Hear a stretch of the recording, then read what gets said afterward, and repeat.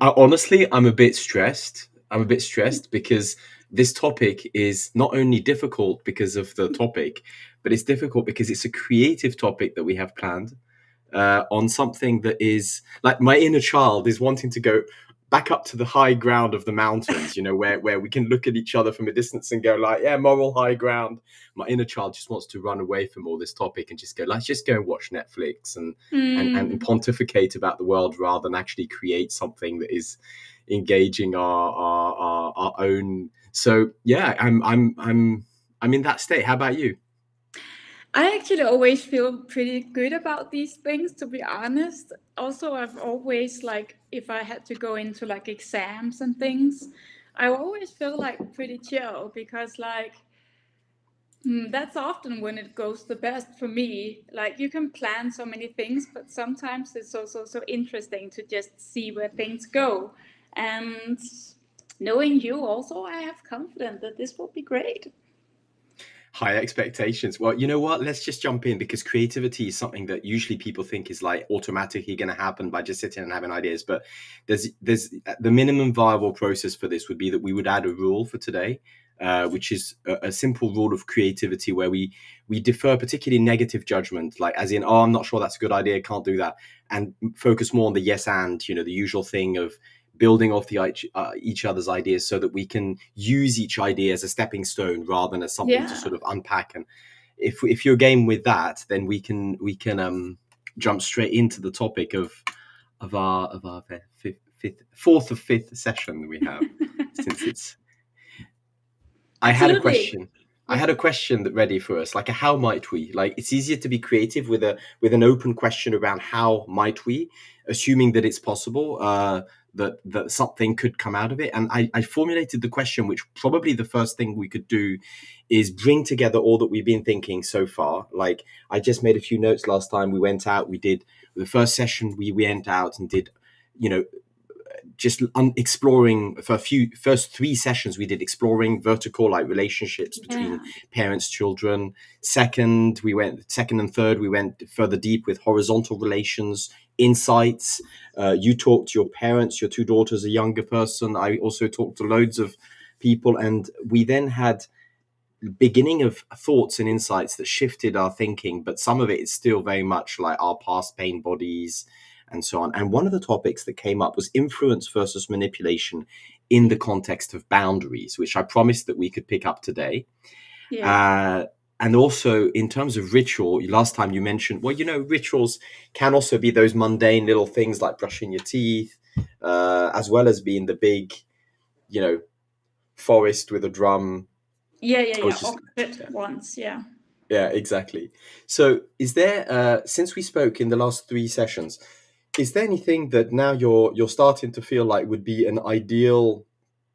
What do we really need to bring into the outcome of this ritual? Because before I actually open the question up a little bit more, maybe we could just start from there. Yeah. I'm thinking about how to frame this. I always say to when I do courses or retreats or whatever, I always share this little story that a lot of people go to workshops or listen to these kind of talk series, and it's kind of like having a bouquet of flowers. And you have this bouquet of flowers, you bring it home and you put it in water and put it wherever, and you watch it. And every time you watch it, it's a reminder like, oh, yeah, and then she said, and then he said, and then we did this. And a couple of weeks later, it's dead. And then you long for a new bouquet of flower. And it's like, and like, okay, I need to like go to another workshop or another retreat or whatever. And what my goal in life as a teacher also is, or a guide, is I would rather give people a seed, and then it's up to you to water it. And perhaps it's an orchid, perhaps it's an oak tree, doesn't even matter. Perhaps it's basil. um, what matters is it's actually up to you to nurture that seed and to know that this seed is something that will enrich your life. So I would rather today we could be I don't even know how. That's also what's interesting about creativity, right? That we give people perhaps something more concrete, because we have been like very philosophically in a way speaking about a lot of things, and on one side this, on another side this, and I love doing that. That's also planting seeds, but perhaps a little more down to earth, a little more concrete was my thoughts. Thank you. Planting seeds, empowering, being concrete, tangibility, and that also segues into this idea of habits, not just like the one-time moment of something, but the habit of daily. Where are the habits that Yeah, are bringing or not harmony between genders? Okay, exactly. so this is where I could just first put the question on the table. I was just thinking of doing an anti-brainstorm to get us going. You know, the opposite of a good brainstorm, the worst way to do it. I think we could just do that to warm up. But I had initially written, how might we, HMW, how might we design because we need to be also in a 45-minute format, unless we decide that it's only going to be the result of the ritual that we do that's streamed next Monday. But if we assume that right now the sandbox is we have a live ritual next Monday, 11 o'clock, we're designing that. What is the forgiveness ritual to help gender harmony? And I'll add in that what you just said, which is to help seed. Just that word, I think, could take it to a more concrete level. Seed, gender, harmony, no plays on word, but that is perhaps where we could start. And that question, we could start with an anti-brainstorm, which basically, I do this a lot in workshop, is like, let's just get all the bad ideas out, have a giggle. Like, what would be the worst thing we could do to answer this question that would be politically wrong, politically incorrect, extremely awkward, destructive? Let's just have a few bad ones first. I think, like, just at the top of my mind, the worst thing is that we could tell each other how to be a male and a female. Yeah, and I would start pontificating about what I would like you to be in my projection of the female Yeah. gender, and you could do the same. But yeah, uh, and we could also list all the pains that people have had, and blame somebody else than who's totally inaccessible for those, to create a cycle of unresolvable drama over time, and seed that for the next 200 years of um, Yeah. Like, this is the list of all the things I think man does wrong. yeah. And then I could add to that, like, who we think is to be blamed for it, politically, spiritually, philosophically, and we could list all the people that we would want to sort of even the scores with. That could be also a really bad way to answer this question. Yeah. Ooh, and or plan how to, like, get revenge. Mm. Yeah, and have like a sort of compensation strategy for the next 20 years, where you would have to buy out your sin of being a woman, and I would do the same, my sin of being a man, for the next 20 years. Yeah, I love that, having bad ideas. Okay, one more bad idea I think we could do is that we would deliberately do this as a manipulative show of guilt tripping everybody who's watching, whoever they are, whatever gender, non-binary, binary, anybody. Very bad idea. I And would like actually, to I would like to sprinkle a little extra on that, but also we need to blame ourselves. yeah, like a few Yeah, yeah. hits on the back. Yeah, and on top of that, that we would basically, at the end of this, because it's so uncomfortable, that we would unite against a new common enemy, which would be non-binary gender. So that we would create a new sort of like paradigm of all this is just about being either binary or non-binary, and create a new binary around being binary or non-binary. And I've Let's seen do that, by the that, way. but then I think we should start with using a lot of time justifying why we are allowed to do this. I'm literally thinking back to an event that happened where there was a workshop around that, but exactly this is what happened. So let's not do those things. Let's now maybe focus on what we should do. Um, like I was looking through your Facebook, and I just noticed a few things that Oh, were that were in like this one. mm-hmm. So I know that's the sort of stereotypical way of thinking about ritual when there is costumes, there is nature, there is fire and other of the five elements. But I also just thought like we're in the 21st century. We're both sitting in our digital spaces, office, home, Yeah. you know, we're not in a forest. It's relatively unsafe for me to use more than a basic symbolic candle on the table here, let alone do a bonfire in my lounge here. So I was just thinking that like generally, what would be like an ideal way of seeding change? Like how might we design a 45-minute ritual to sort of seed gender harmony, and that's not just like a bouquet of flowers that dries up. One thought I had is to bring music and playlists, collaborative playlists in, which can be used as a takeaway both for you, for me, but anybody else who's focusing on those topics. So that's just like Yeah. one idea, boom, there it is on the table. What else? I think like just go a little deeper into also not necessarily that picture. I feel like I have been teaching for so many years, more than a decade. And Mhm. when I really started going into like teaching the shamanism, the Nordic shamanism, what I actually realized that when you are in nature, it's way easier to teach because you don't need to hold space in the same way. So I think like using these different, you can call them props, dress up, element things like flowers, candles, whatever. It's an enhancer. It's just help. So I think it's perfectly fine actually to use whatever.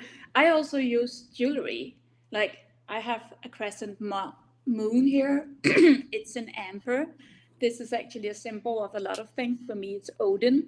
So there is so many things that we could use that doesn't require a bonfire or like a flowing river or so I think it's fine to have like these small concrete things. Like your fur also symbolizes something for you, I'm sure, right? And you mentioned amber. I have green amber on this ring, which was a gift with a beautiful symbol of being present, Yeah, nice.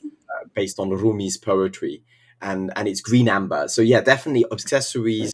The other option is that building on that crazy idea of how might we design a 45-minute ritual is that actually we could prepare it in nature. In other words, we could both have something that is pre-recorded on a video done over the weekend in actual nature, and that we can upload those mini video snippets into the actual ritual through this software, or use the same software with a slightly less good bandwidth in a mobile device in nature. Those are also possibilities. Hmm. I think it's interesting to have nature in, and for me, filming a video would be great, but also pretty staged, to be honest. So for me, it would rather be natural to either be in nature or to bring nature in. So either way, like in the sense that what are the other props that we might want to bring in? I was just jotting down ideas of, yeah, jewelry, smells, music, costumes, gifts, other people. Those were there was like this, but at the end of the day, what is gender harmony? What are we trying to get to? Harmony. Like metaphorically speaking, harmony, I think of music, I think of two notes who are in a different level but in a harmonious, third level octave, or something. I think for me, I'm actually quite more simple.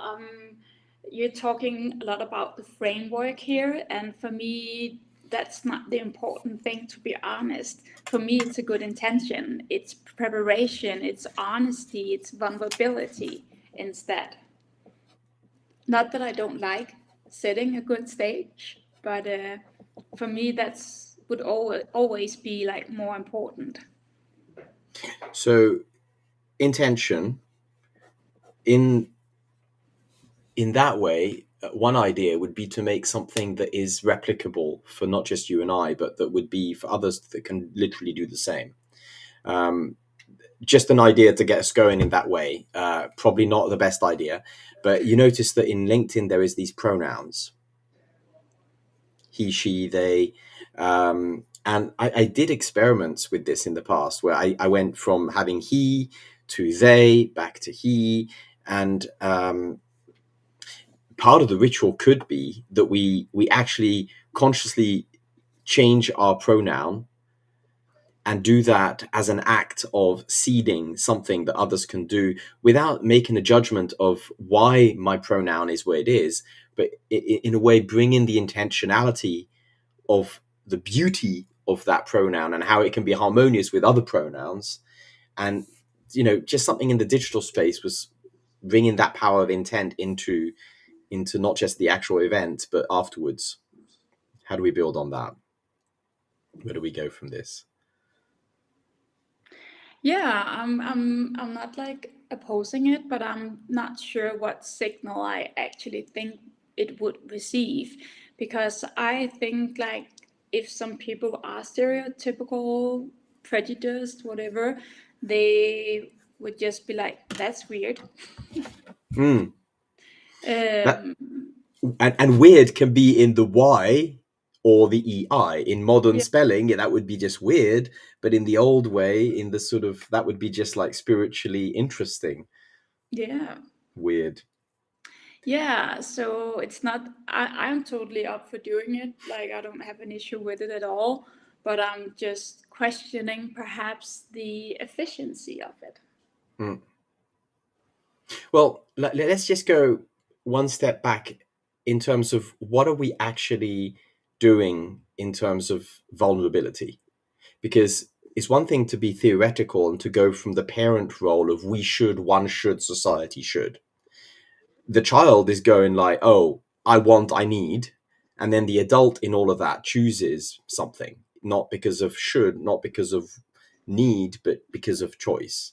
So if we go from an adult perspective where we're not just pontificating like parents on other people, but just looking at our own lives as choiceful adults, like I do feel called to give and receive forgiveness. I think there's elements where forgiveness is literally not even spoken of. People don't even know what forgiveness means. It's a lot easier to judge, including oneself, than to start forgiving whatever there is. So I think one of the vulnerability issues is what are we asking each other or oneself forgiveness for?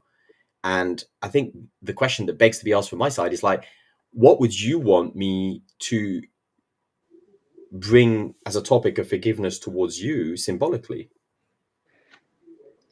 I think what we already talked about is, for me, it's such a beautiful ritual that I, on behalf of women, ask you as a representative of male, if you could forgive me for something that females often do, and not in a way that I'm blaming myself or blaming females, but actually where I take responsibility and I own up to the thing. Because one of the things we even talked about this ritual beforehand, but to be honest, one of the things I really like and taking for these 5 or 3 so far, 4 now, conversations is that it's actually difficult for me as a female to not do that judgment against men, to Mm, want to be heard in my pain.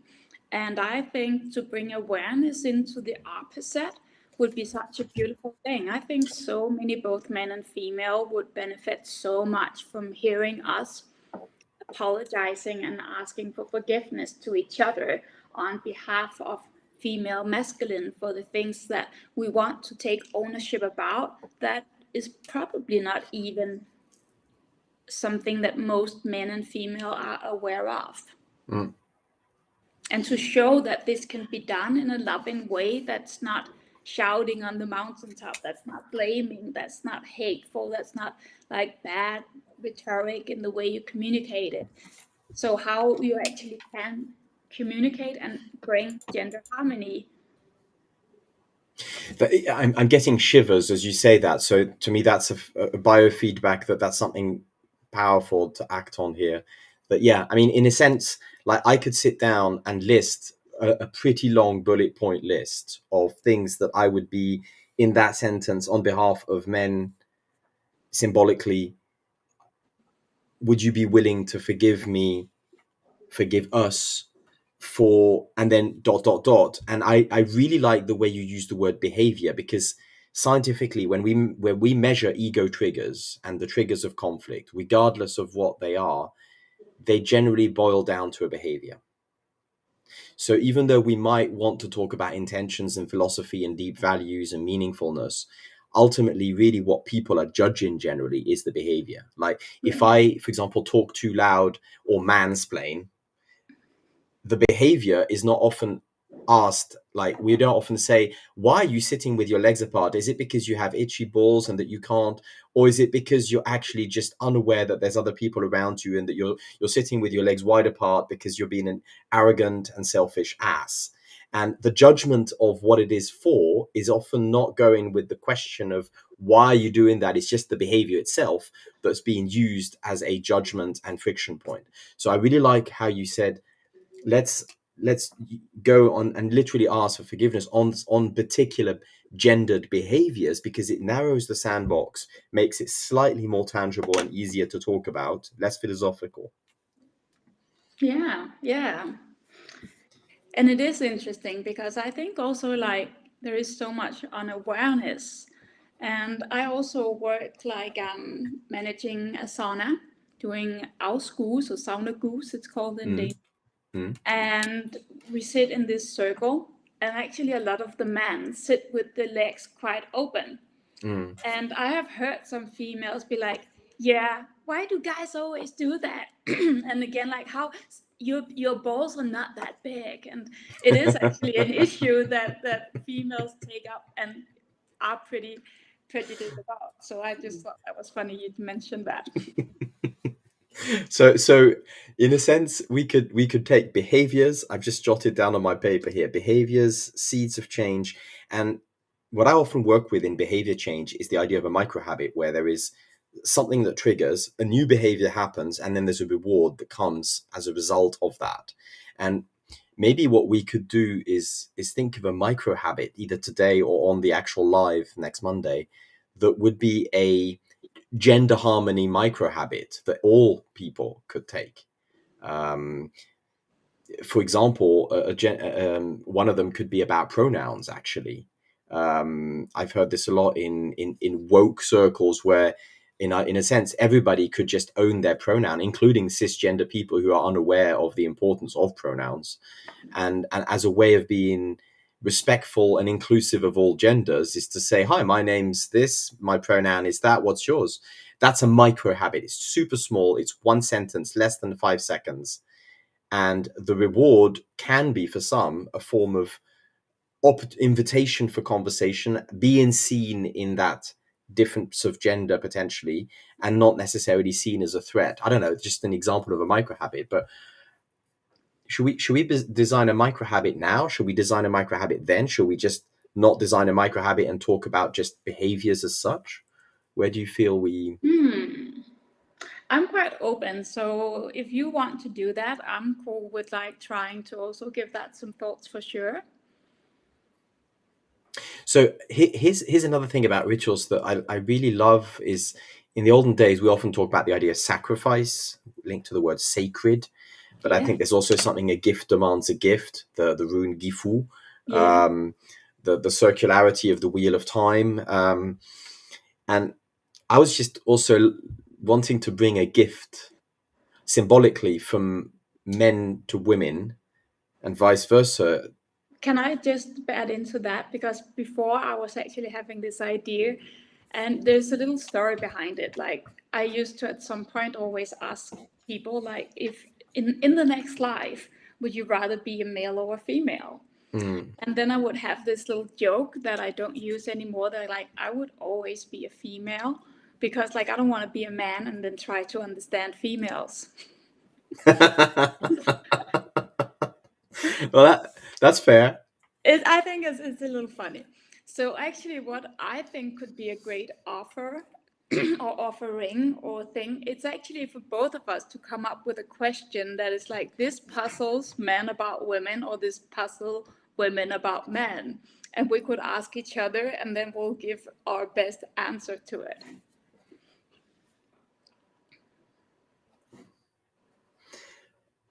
I'm jotting down a thought around that. Yeah, definitely. Let's build that in.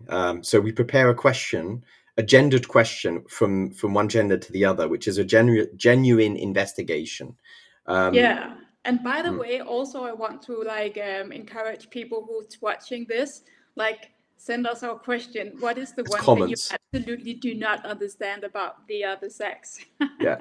Yeah, and comments about that. I mean, we can take those into the conversation. I was reading some beautiful comments in LinkedIn about our last few sessions from people who've been touched and who've been Oh, watching us ramble on about these topics. So it's and a secondary conversations I've been having with people offline around these topics. That so definitely we could gather at least one question as a gift.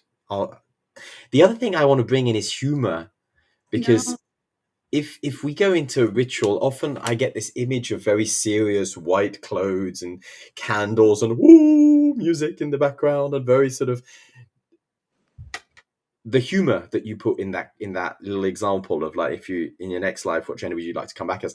I think it's a beautiful example of not taking this topic too seriously.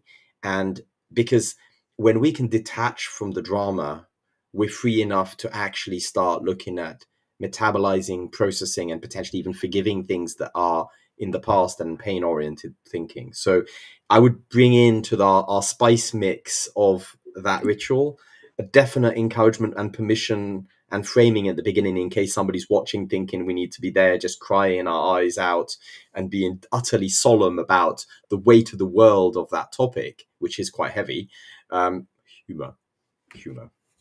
Absolutely, absolutely. That's for me always been like such an important thing, because I think like it just make everything more fluent and beautiful. And what I actually liked, thinking back also about my own little joke, was it was on behalf of me. And Yeah, I think it's so beautiful. Like, if you can own up to your own things and laugh about yourself, that's like one of the most releasing things to do, and to just bring openness. And I think for me, it's also in a way actually to show vulnerability, and to give people also permission to say, like, hey, I'm not perfect, I don't need to be, but like, hey, why not have fun anyhow? totally aligned. When we talk about humor in the ego sense, generally there's big difference between the ego humor, which is more like a sort of irony of defending my position, and self-deprecating humor, where you're laughing at yourself honestly as an exercise in letting go of your ego, like you just said. So I think that definitely could be our playground for the ritual, is that yes, it can be uncomfortable, painful, sad, moving in some way, but there also is a space for openness and that self-deprecating humor, which allows to actually walk the talk on. I think that's actually the micro habit that I would, if I could bring a micro habit for all of society to seed a change on gender harmony, it would probably be ability to laugh at your own position and victimhood of whatever kind it is. Whether you see yourself as a victim, an aggressor, a savior, an evangelist, whatever it is in that field, to be able to laugh at it and just step back from that ego position and drama. I think that could be, even if we don't say that in the session, in the ritual itself, that's what I right now notice could be a super powerful seed to sort of put into the social space, not just digitally, face to face too. Yeah, and I would actually also like to just bring, because I was just thinking about not the same, but the same issue. And for me, humor, but also gratitude. I think like gratitude, it's like such a life changer. And people have like this like gratitude diary and everything, but like to really apply it. And I think for me as a female, it's like so easy to be like, focus on all the things that's lacking, the inequality and everything. But I would rather Mm, be like, hey, I'm a portal of life. Like, yeah. how amazing is that? And also, like, one of my my fun gratitude thing is like I'm just saying like 5-6 orgasm in a row. You're not getting that. Actually, if you want to go down that road, Most men are not getting that. Don't ruin it. that is true. Most men don't get that.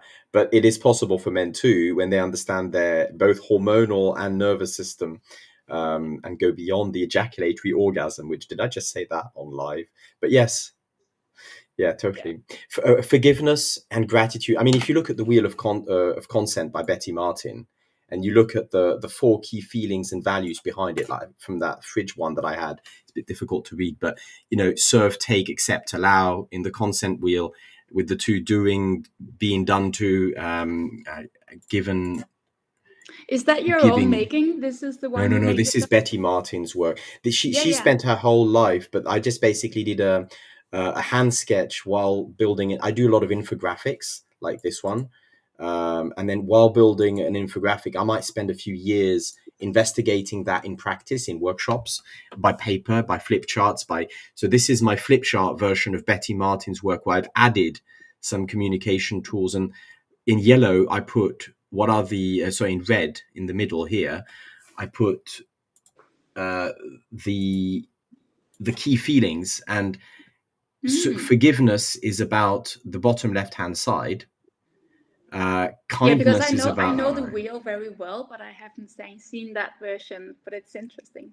yeah. If you look at how she unfolds it and talks about it, she'll talk about gratitude around accepting, forgiveness around allowing, kindness around serving, and integrity, congruence and integrity and respect around taking. Which, and these two obviously works, allow and take, serve and accept, they work diagonally.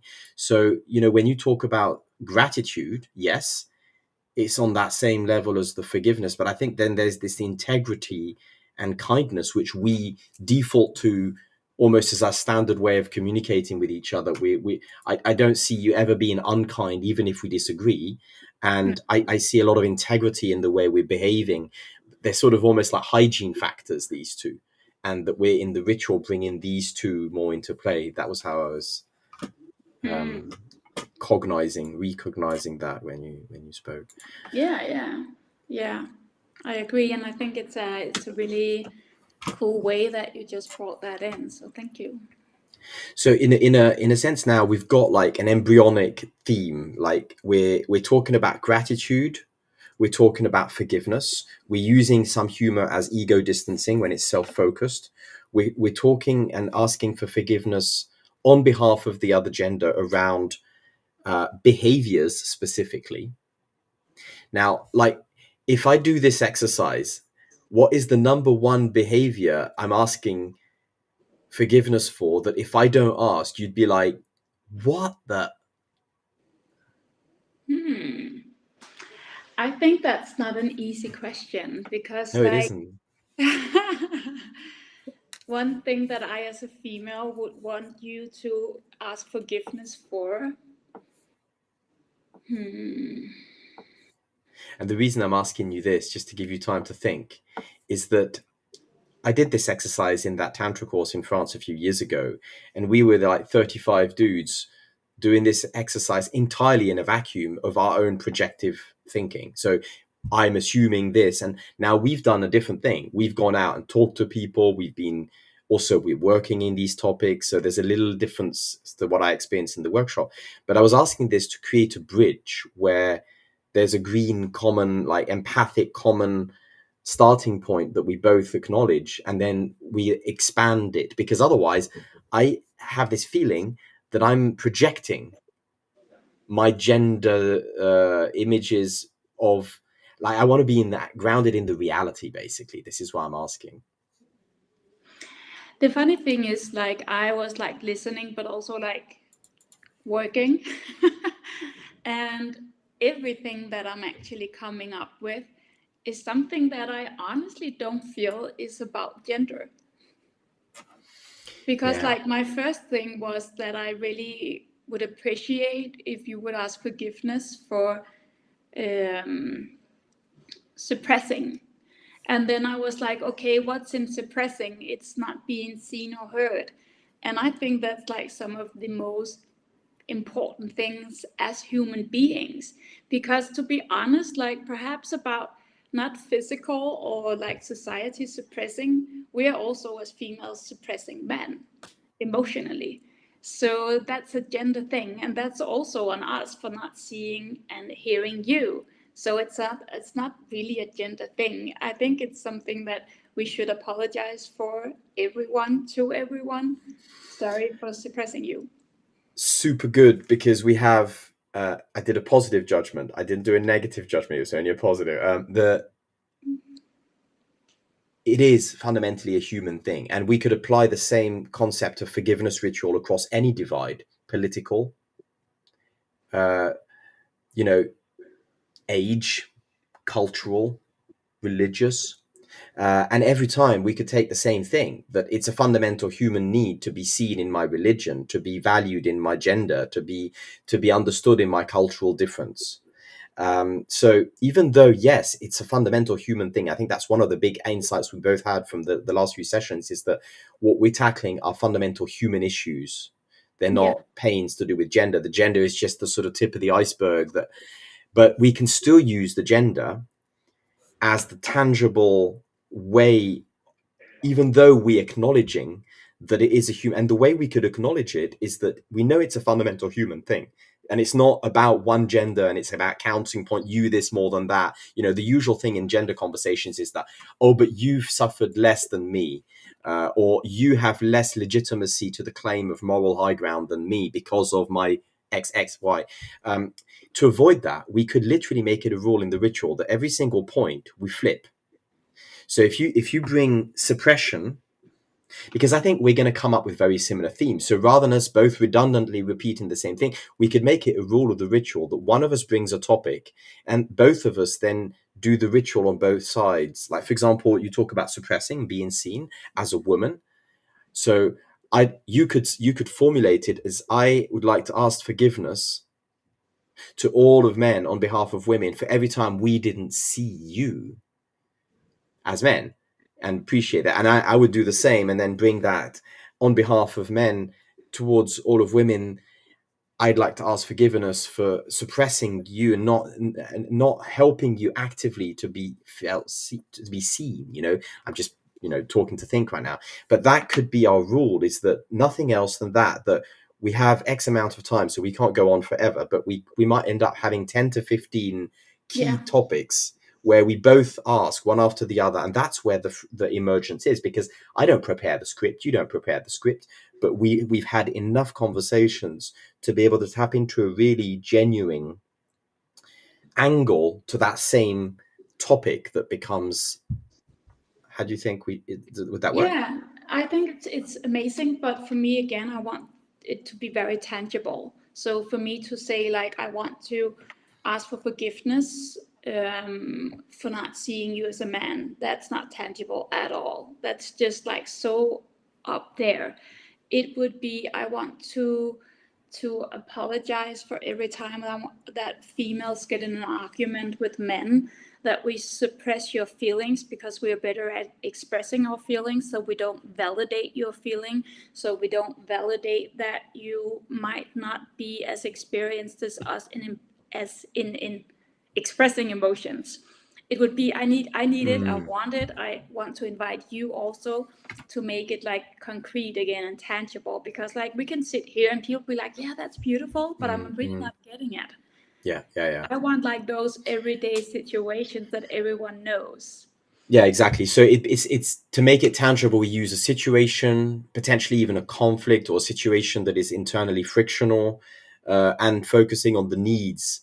If we do that, I'd like to just add a non-violent communication Mhm. principle into the mix, which is that when we express those needs, even though it's a symbolic expression, that we practice owning those needs and not projecting them as necessarily the other gender's job to fulfill, because that's where conflicts not just between gender, in any Yeah. relation between human comes. And we both apply this normally, but I think for this ritual it's particularly important that when, if we formulated it, I need to be seen and therefore you should see me, I think is actually a violent proposition. But saying I need to be seen, and the other way of looking at it is that I'd like to ask forgiveness for all the times that I wanted to be seen and I was unexpressing my need to be seen, and instead I was being an asshole.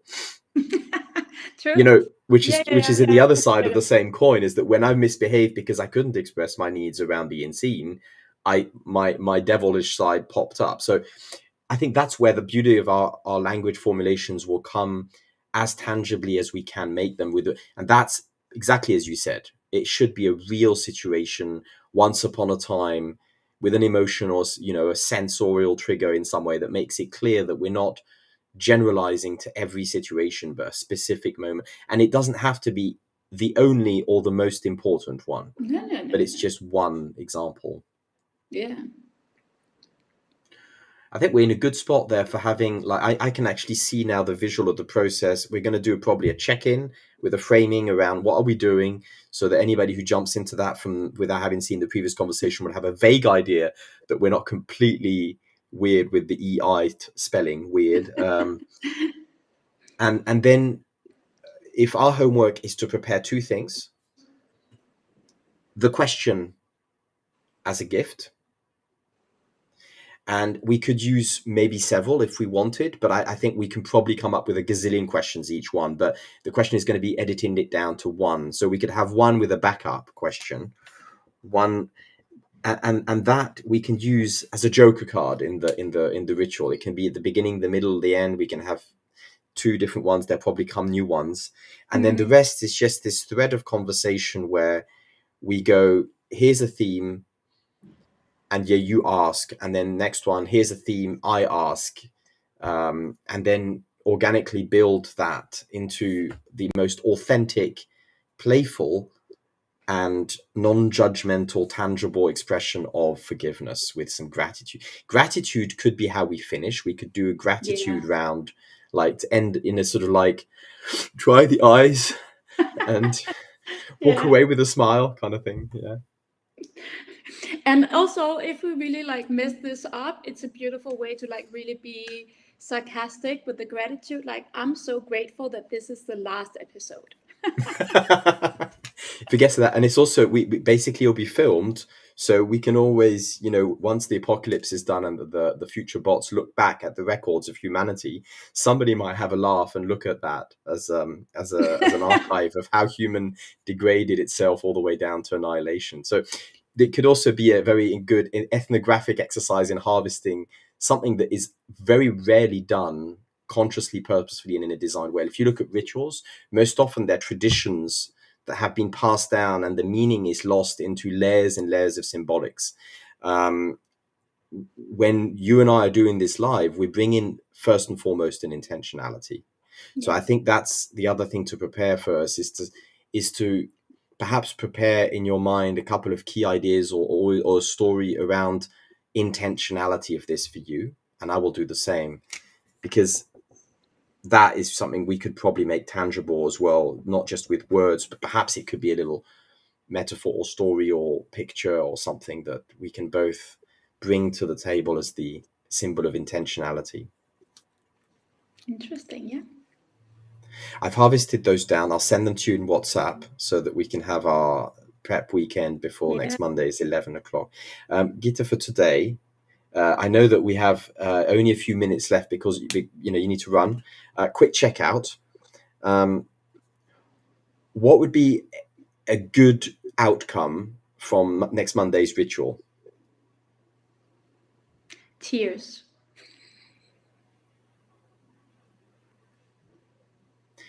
For me, I think it would be smiles. But hey, I don't mind tears. I've probably changed that, but that was my first reply or my first thought. I will check out with tears of smiles. So, in other words, tears of joy, Yeah, or tears of laughter. tears of laughter. Exactly. Thank you, Gitte. Let's talk next Monday.